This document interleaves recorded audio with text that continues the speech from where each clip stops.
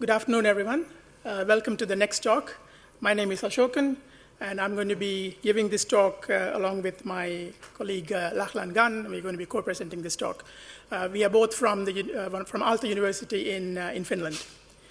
So the talk is about deniability in messaging protocols and how that is circumventable using attestation. And the attack that we are going to describe is the result of a convergence of two major trends. The first one is that hardware-based so-called trusted execution environments are pervasively deployed. The second one is that the popularity of deniable communication and the demand for deniable communication in messaging protocols or messaging apps has risen dramatically. So what I'm going to do is to explain these two trends first. What are TEEs and what do I mean by remote attestation? And then we'll talk about what is deniability, what does it mean to have deniability in messaging protocols. And then Lachlan will take over, tell you about how is deniability achieved in today's messaging protocols, and then show you how the widespread deployment of attestation can break deniability guarantees in messaging protocols. Unfortunately, we can't do a demo because we had presentation issues, but we'll show you a video. If you want to see a live demo, go talk to Lachlan after the talk. We can do the demo on his machine. Then we'll talk a little bit about countermeasures and close with the big picture. So let me start with trusted execution environments and remote attestation. So what do I mean by this? Hardware security mechanisms in commodity devices have been gradually becoming more and more pervasive. What I mean by this are hardware support for three kinds of security functionality. The first one is something that I would call isolated execution environment. So imagine that you have a phone with, say, Android or iOS running on it, and you have all kinds of applications. All of this is software with a big footprint, right? So this is what we call sort of other software. If there is hardware support to be able to run small pieces of so-called trusted software on the same device, on the same processor, in such a way that there is strong isolation between these two, that the trusted software cannot be manipulated by or interfered with by this other software, including the operating system, that is called isolated execution. And there are hardware devices that support isolated execution environments and that are widely deployed. The second security property that hardware can support is, it's nice to be able to run some software that's isolated from everything, all the other software on your device, but to be able to do something useful, imagine that you want to do online banking, this trusted software has to have some information like cryptographic keys that can be stored persistently, right? So this is called protected storage, and sometimes it's called sealing. So the trusted software is able to take something like a cryptographic key, seal it, and store it in such a way that even though the other software has access to that, the other software won't be able to manipulate that or extract this information without being detected by the trusted software. So that's the second property. The third property is that suppose you have a device that has isolated execution, that has protected storage. Imagine that if this device is now able to convince a third party that it has these properties, then the third party may be able to use simpler protocols, right? So imagine that you want to do online banking, and you have a device that supports this kind of the ability to run some software in an isolated fashion, the ability to protect secret keys, and now your device can convince your bank that it has this functionality. Then maybe your bank would allow great access to your bank account from such a device than from a purely software implementation. So this kind of support in commodity devices have been around for a while, starting with, say, IBM crypto cards that are almost 30 years old that were used in the banking sector, or trusted platform module, which were about 20, 25 years old, that have been sort of reasonably widely deployed on PC-type platforms.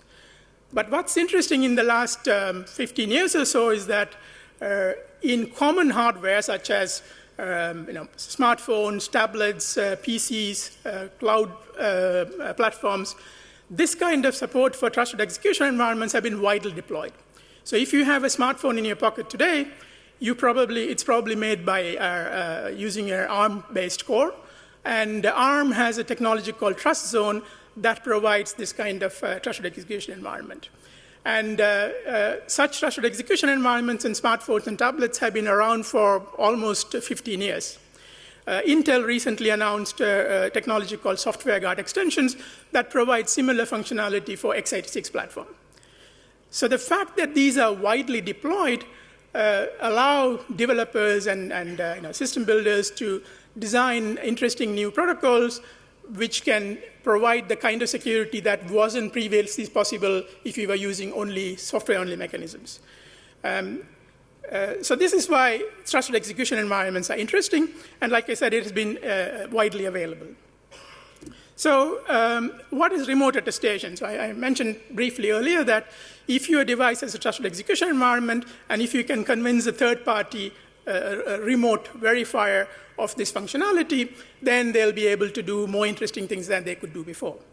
So remote attestation is essentially a verifier being able to assert the current state, such as whether there's a trusted execution environment, not what kind of application is running in the trusted execution environment, and possibly also the behavior of this trusted software on the prover device. And there are essentially two parts in a remote attestation process. The first one is that on this prover device, where there is such a trusted execution environment, you should be able to characterize this current state, right? So this is called the measurement process. So somehow you measure the current state. And the second part is that the evidence that you gather from this measurement process has to be securely conveyed to the verifier. And this is the attestation protocol. Right? And you can imagine the kind of properties that are needed for an attestation protocol. So first of all, you need authenticity, so that the evidence that's gathered from the device and sent to the verifier should be secure even in the presence of an adversary who is controlling the communication channel. And that suggests that you need to be able to have some way of signing this evidence, this measurement that you collected on the device. And that immediately suggests that there should be some kind of certified key that is available to the trusted execution environment, and that's certified by some party that's trusted by the verifier, right? It may be the manufacturer of the device, or it may be some third party. Furthermore, in order to use this key securely, that key should be available to some kind of trusted computing base on the device. This is sometimes called the root of trust. And the root of trust, the rest of the trust is built from having trust in the trusted computing base in the first place. The second property that might be needed for a attestation protocol is a verifier might want to know not only that the prover device has a trusted execution environment that matches certain properties, but also that that property holds right now and not sometime in the past. This is not always necessary. As you will see in our attack, that's not an essential protocol. But whenever you need this kind of timeliness guarantee, essentially you do this by having a nonce included in the challenge that the verifier sends to the prover, and having the prover include that challenge in the response that they send back. So an attestation protocol works in the following way. So the verifier has some idea of what are acceptable configurations for a given prover device. Right? So this is prior knowledge for the verifier. The prover device, like we said, has a key that can be used for attestation. The key is certified by somebody who the verifier trusts. And that key is available to this root of trust that's going to do this measurement of whatever property that you want to prove to the verifier. So at some point, when maybe during device boot or during a process launch, this measurement process happens. So the root of trust will measure whatever the information that you want to prove to the verifier. At some later point, the verifier wants to know if the prover device is in an acceptable state. The verifier might send a challenge. The prover would then take this challenge, combine that with the measurement, sign that using this attestation key, and send this information along with the certificate with this attestation key. So the verifier would check the signature, check the certificate, but on top of that, he has to also check that the measurement that was sent securely by the prover is an acceptable measurement. Right? So typical attestation protocols work like this. So the notion of attestation was introduced by Trusted Computing Group in the context of trusted platform modules about 2 decades ago.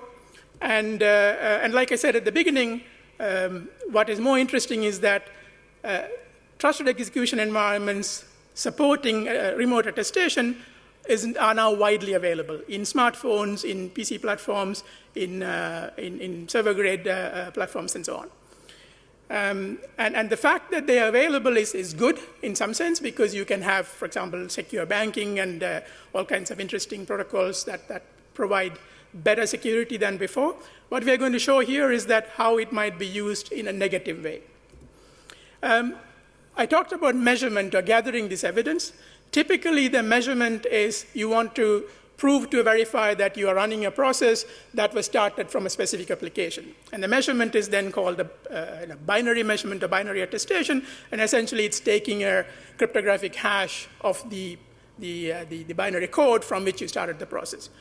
But the notion of attestation is general. It doesn't have to be just binary attestation. It can be of any kind of property. And one other thing that I want to mention is that the attestation can also be chained.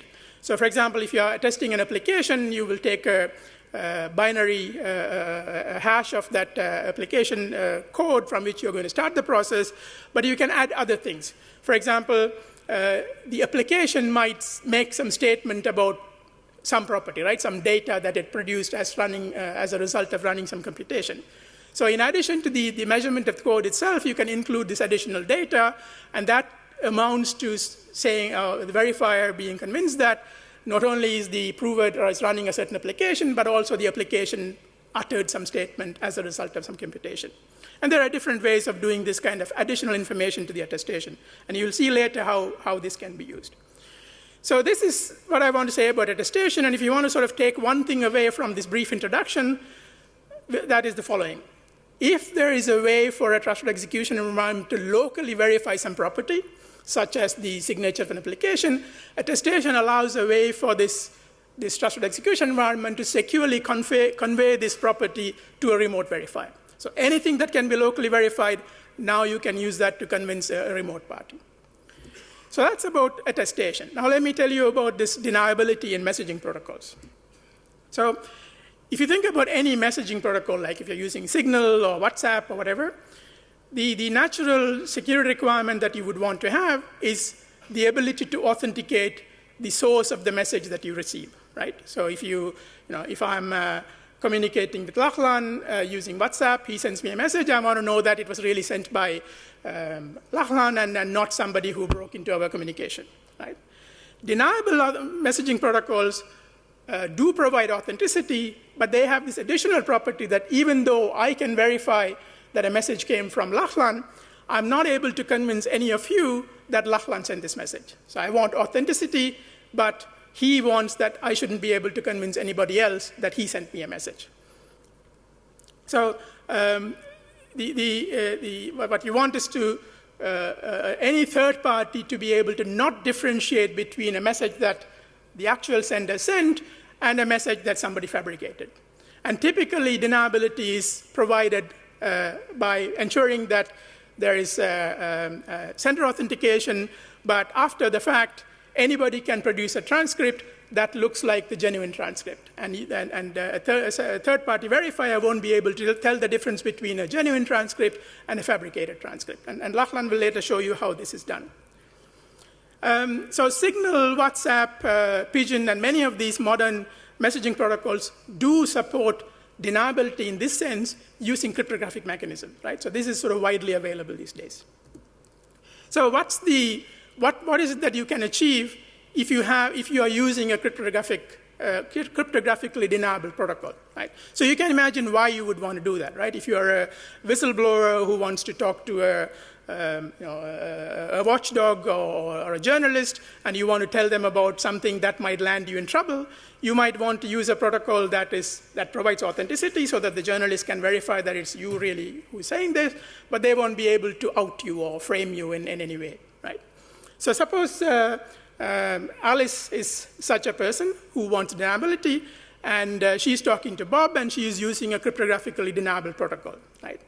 And Alice might say things that are potentially incriminating to her, and might believe that because the protocol is deniable, Bob won't be able to take that message and send it to some external verifier, like publishing it in a WikiLeaks dump or publishing it in a newspaper, and an external verifier, which could be anybody, wouldn't be able to trust this transcript that Bob produced because anybody could have produced that. But this is not necessarily always the case, right? So the verifier, of course, wants to know whether Alice really said what Bob claims Alice said.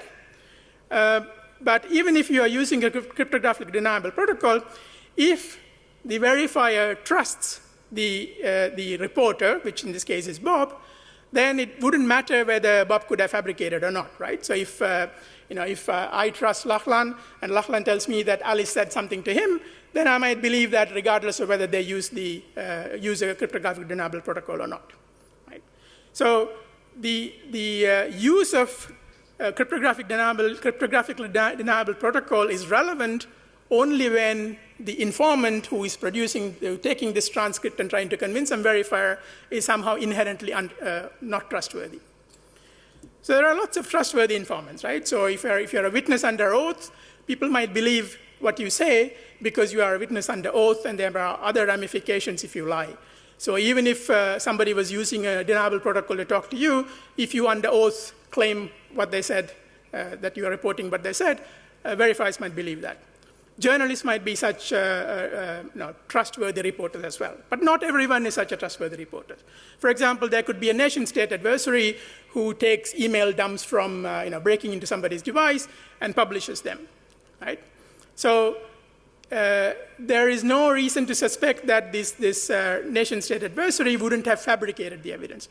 So this is the kind of setting where deniable protocols are useful because the party that's taking the transcript of your conversation with them is essentially inherently untrustworthy from the point of view of a verifier. And this is, as you have probably seen from news reports and so on, the context for this is increasingly common, right? There have been all kinds of email data dumps or other kinds of data dumps that have been in the news in the past 2 or 3 years. Some of them successfully, some of them unsuccessfully, but all of them have this kind of setup where you or somebody was having a conversation with somebody else in the belief that it's a private conversation, but then it became public, right? And the reason why this is questionable is if the person who is making this information available can fabricate the evidence, then your conversation is essentially deniable. So even if you use a cryptographically deniable protocol, the messages that you send in themselves might contain some evidence that reveal the proof of origin. So a good example is what happened during the US elections, in the last US elections. So somebody broke into the campaign chair of Hillary Clinton and revealed a whole bunch of emails that he received from a bunch of people, right? So initially, the reaction of the senders was to claim that they didn't actually send this purported email that came from them.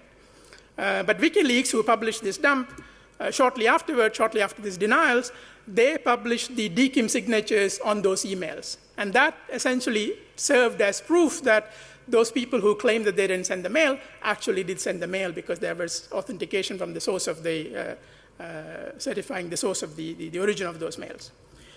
So if you really want deniability in this kind of setting, you must use cryptographically deniable protocols. And this is what we have seen in the aftermath of the last US election. So we saw that the rate of usage of protocols like Signal jumped up like 400% because people saw that using email or using mechanisms like that is not inherently deniable.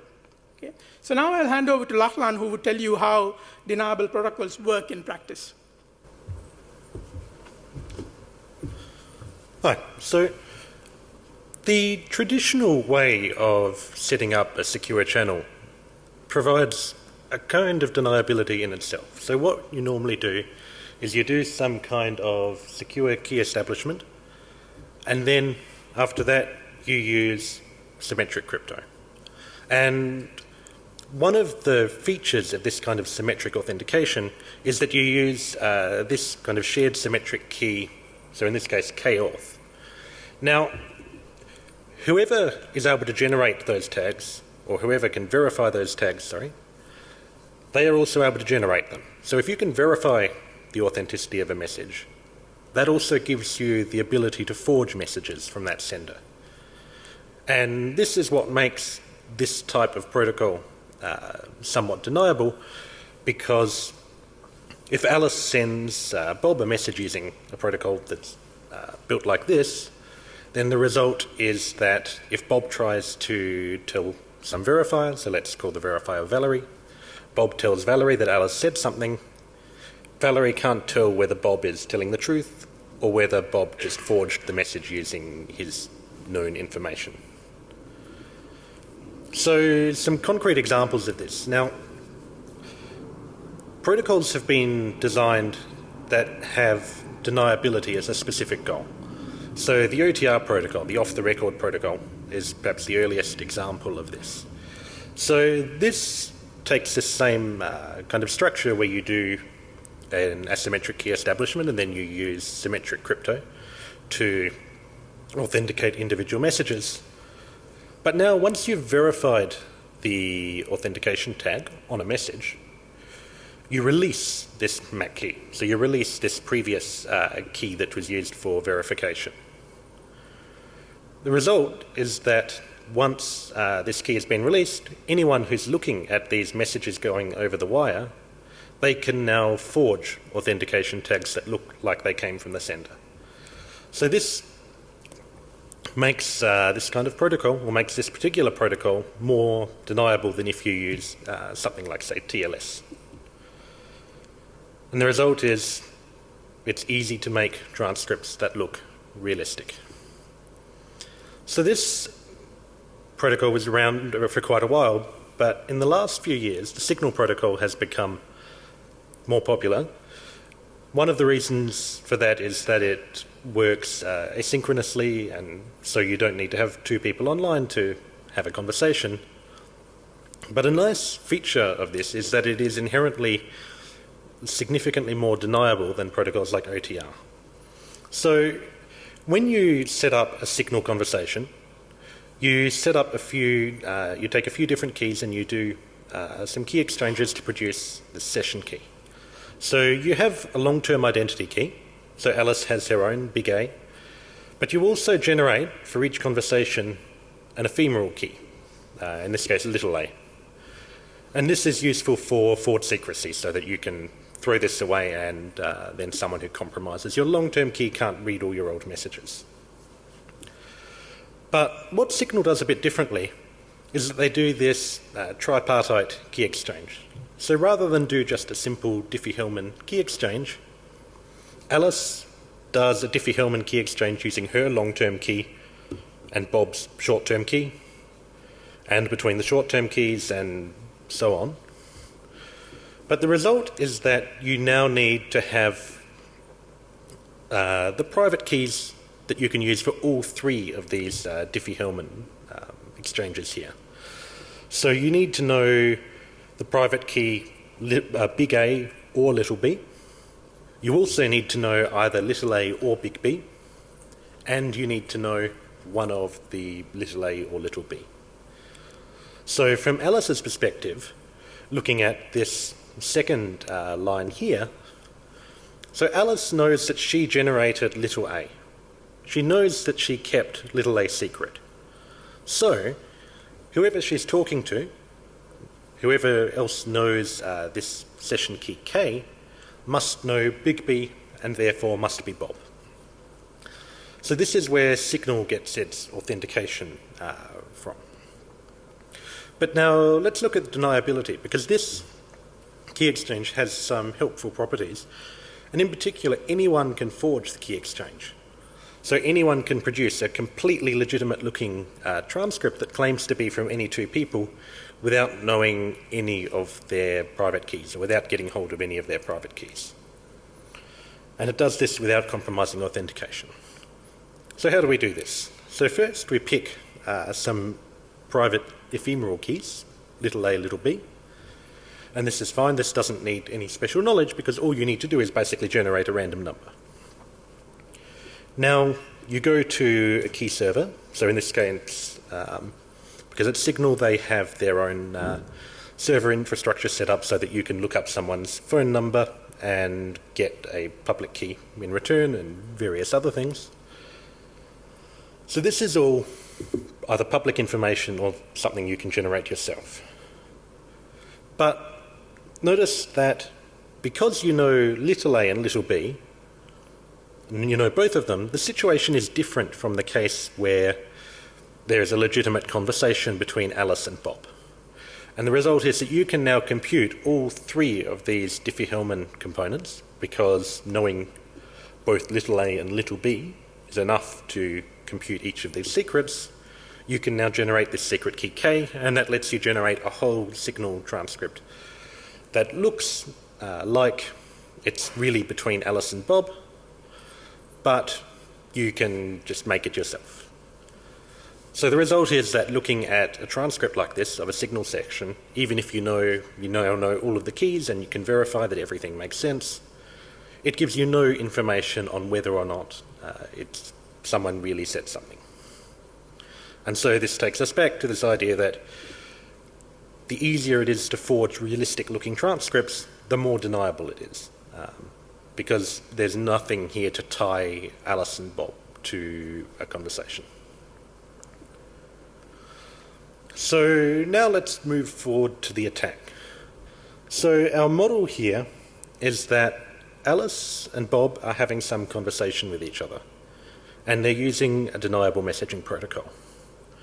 Now, the problem is Bob has some enemies, and they have the ability to hack into his device.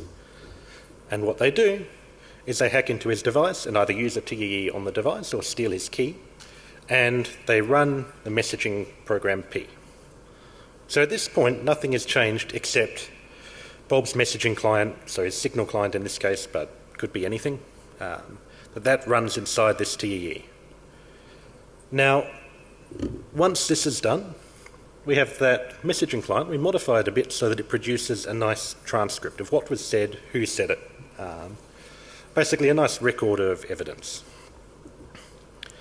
But now, this is where the remote attestation comes in, because we can produce an attestation that says, this transcript that we've produced, this came from a TEE running program P. And program P, we can publish the source code, and it's implementing a Signal client. And so you can trust this, because if you trust this messaging protocol, then this means you should trust the results. And that means that Alice really did send whatever was in the transcript that has been put into the attestation. So the kind of trick here that happens is that a TEE lets you show how a piece of data, in this case a key, was used.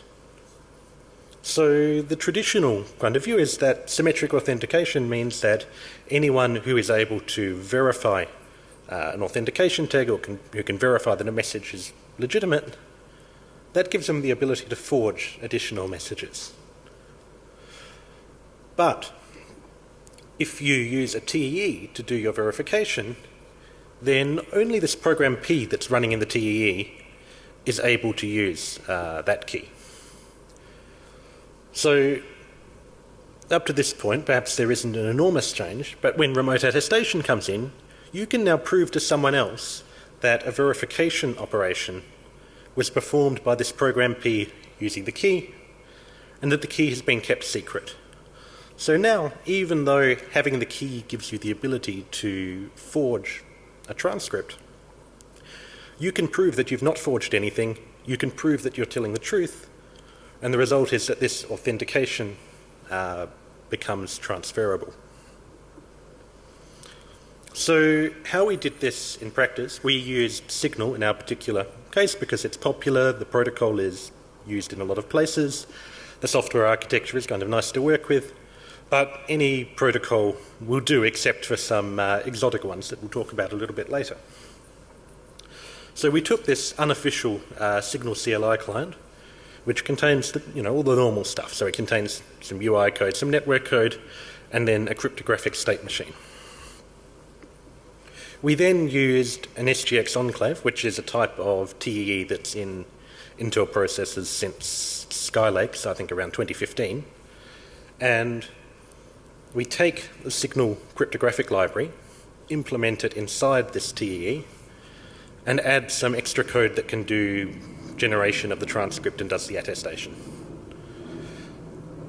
So we now connect this to the modified signal CLI client, so that instead of using its own cryptographic state machine, it makes this external call and talks to an SGX enclave. And the result is this attested transcript. So it says the kind of things that you would expect in a transcript. It says, well, what's the identity key of the participants? What did they say?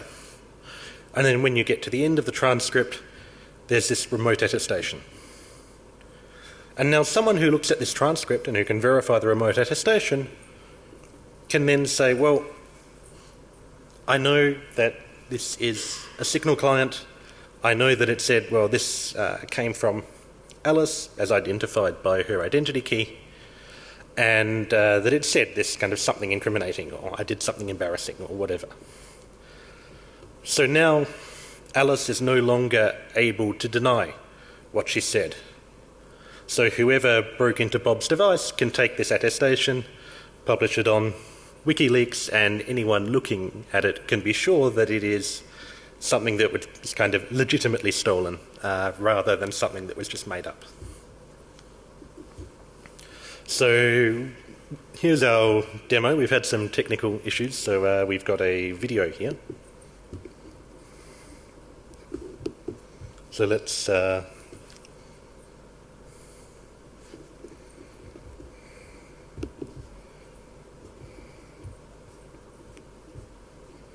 start.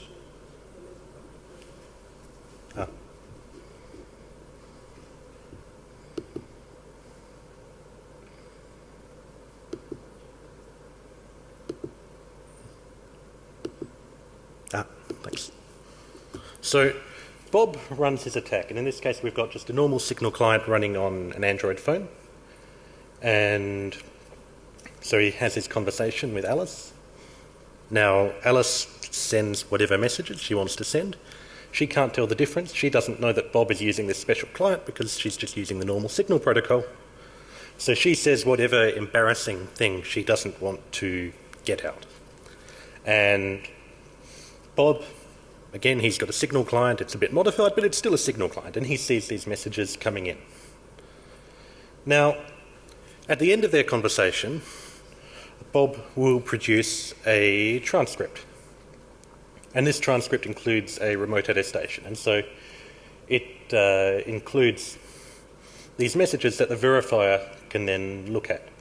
So from the verifier's perspective, they load up this transcript, they put it into the program, and they can now see that Alice has apparently sent this message, say, "Hi Bob, I did something embarrassing."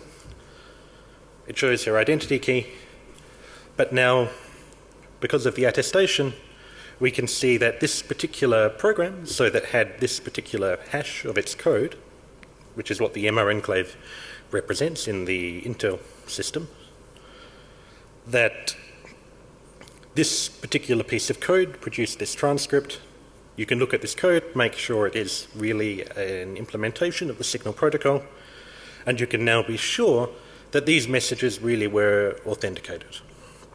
So the result is you publish this transcript file on WikiLeaks, and now anyone who trusts that TEE and anyone who trusts the program on there, or the program source code, can verify that transcript and will be convinced that Alice really did send these messages. So now that we've done that, I'd like to move on to some countermeasures for this. Because while this will work with essentially any current messaging protocol, there are nonetheless some things that we can do to mitigate the problem. So first I'm going to talk about a class of protocols that is somewhat more resistant to this. But also there is another way that involves actually inserting remote attestation into the messaging protocol itself, essentially to show that you're not carrying out the attack. Finally, it's also possible to reduce the ability of someone to do this attack by essentially putting a human in the loop and making authentication depend on something that isn't attestable. So first I want to talk about online-deniable protocols. So the deniability, as I spoke about before, it fails when you have a verifier that's interactive. So what we said before is that Alice sends Bob a message and then Bob can't prove anything after the fact. But what if this verifier, Valerie, is now talking to Bob at the same time? So the verifier is now actually involved in the messaging protocol itself. So what we can kind of do is imagine instead Bob lets the verifier take his place. So now instead of talking to Bob, Alice talks to Valerie. But there's a problem, which is that when you do this, because the protocol is authenticated, Alice knows she's talking to Valerie. Alice knows she isn't talking to Bob. So what the verifier does is asks Bob, well, I'm talking to Alice, but I don't want her to know that she is me. So can you just do something for me with your identity key to authenticate me to Alice? So Bob now does this, and Alice can, and this verifier can now be convinced that Alice has really said something. So what online deniable protocols do is they make forgery a little bit more easy, because now instead of the identity key just allowing you to set up a conversation, it also will allow you to man in the middle a conversation. So in the normal case, this is fine, because if you have your identity key, you keep it secret. So the only person who can man in the middle you is you. And, well, why would I attack myself?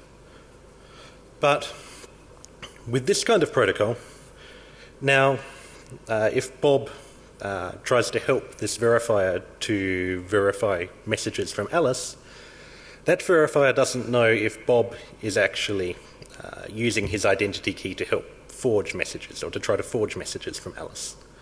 And so we're back in this original situation where Bob can forge messages that look like they're from Alice. The verifier has to depend on whether she trusts Bob. So we're back to the normal kind of deniability situation. So the upcoming OTR v4 protocol, which isn't ours, is going to be online deniable, and this is kind of a big thing for this particular protocol, and they were nice enough to acknowledge this attack as being an important justification for using this type of online deniable protocol. Now there are, however, limitations to this mitigation, because the attack is still possible if this identity key is created inside a TEE, like an SGX enclave. And the reason for this is that, like before, if a key is inside the TEE and you use attestation, then that lets you prove that you haven't used it to forge things. So as long as that identity key is the only thing that allows messages to be forged, if you protect it inside the TEE, then it's still possible to do this attack. But the result is that if you switch to an online deniable protocol, if you install a messaging app and create your identity keys, then someone who later on attacks you by compromising your mobile phone, say, they can no longer do this type of attack using attestation. So this is helpful in a really common case, though where it isn't useful is if the attacker is either able to compromise your device before you've installed the messaging app, or if Bob himself is the attacker and wants to do this kind of thing. So to protect against those kinds of attacks, we need to use something different. And in fact, we need to incorporate remote attestation into the messaging protocol itself. And the basic idea is that we use attestation to ensure, or to assure Alice that Bob he has a TEE, but that he isn't using it in a malicious way.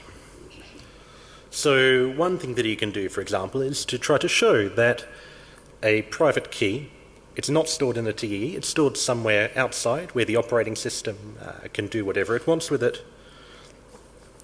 And the result is that the user, Bob, or whoever has compromised Bob's device, they can definitely forge messages. So they've proven that it's possible to produce forgeries of your messages.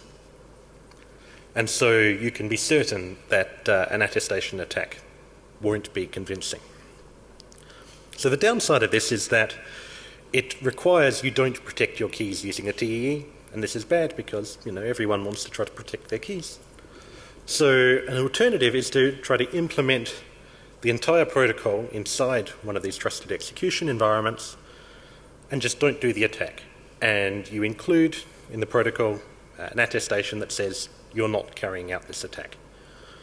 So this lets you keep everything safe inside the TEE, and it reduces the ability of other software on your machine to decrypt messages, for example.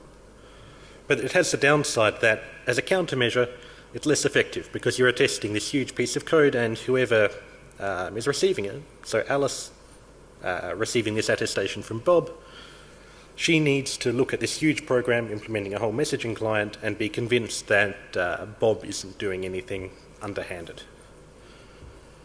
And as a result, there is a trade-off in that the countermeasure can be more effective if you're willing to sacrifice the ability to use your trusted execution environment for good.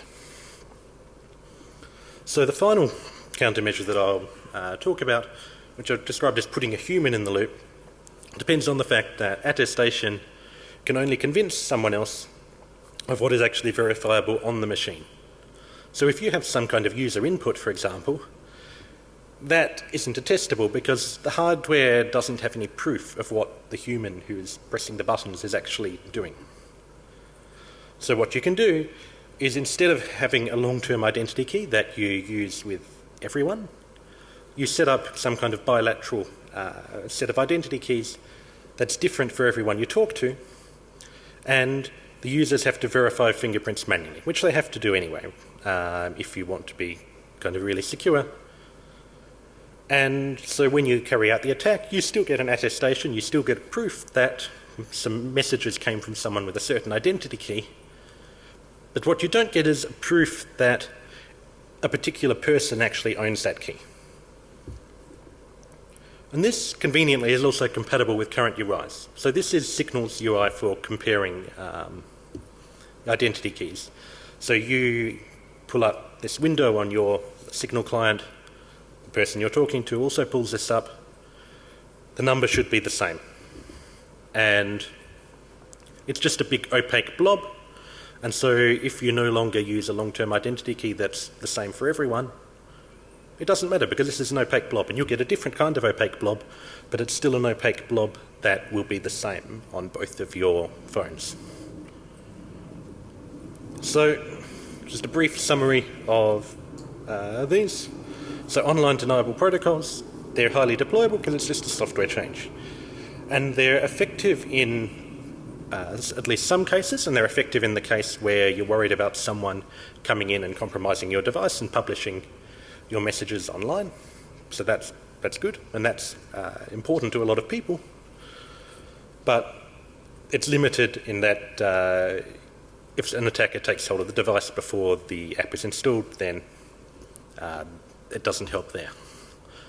Now you can put remote attestation in, and that works very well in that it provides a very strong countermeasure, but it's difficult to deploy because remote attestation is difficult to use in end-user devices because there are so many different devices out there that you have to establish trust in, and so many software versions that are involved that it's perhaps not realistic to expect that messaging clients switch to this.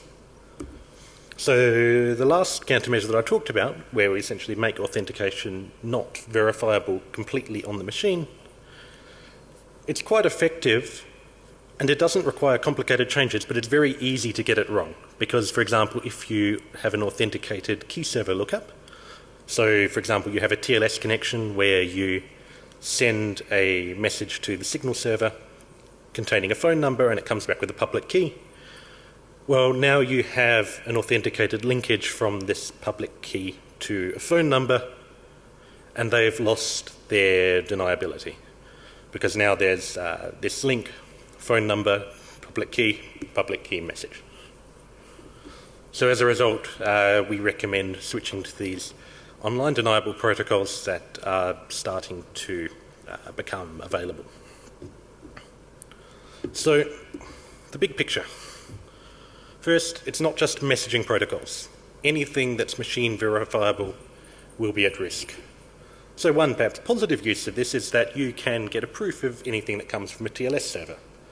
And this might let you prove, for example, that a website has been distributing malware that's been perhaps targeted towards a specific person or that's coming intermittently through an ad network. But another kind of negative use is that in any kind of end-to-end verifiable voting system that doesn't involve some out-of-band thing like numbers on a paper card or something like that, you can then use attestation to prove that your vote was to a particular candidate, and that would allow things like vote selling and such. So. Thanks, Lachlan. So we want to leave you with 3 thoughts. The first one is that I hope we have convinced you that deniability is important. This is evidenced by how popular protocols like Signals have become. But the more important thing is that the fact that attestation is now widely available doesn't give you the same guarantees that deniable protocols you thought would have given you, right? So this is important in 2 respects. If you're a developer and you are using a deniability mechanism, now you should realize that the assumptions that your protocol or your system was based on have changed because attestation is widely available.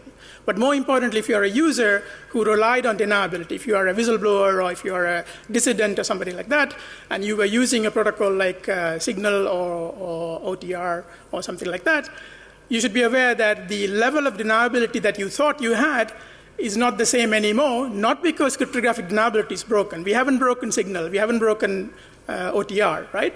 But the underlying assumptions have changed.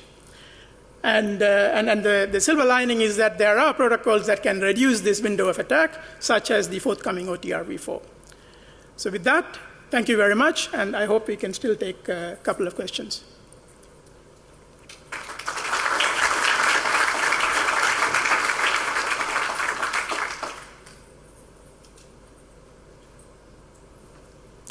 There's a question over there.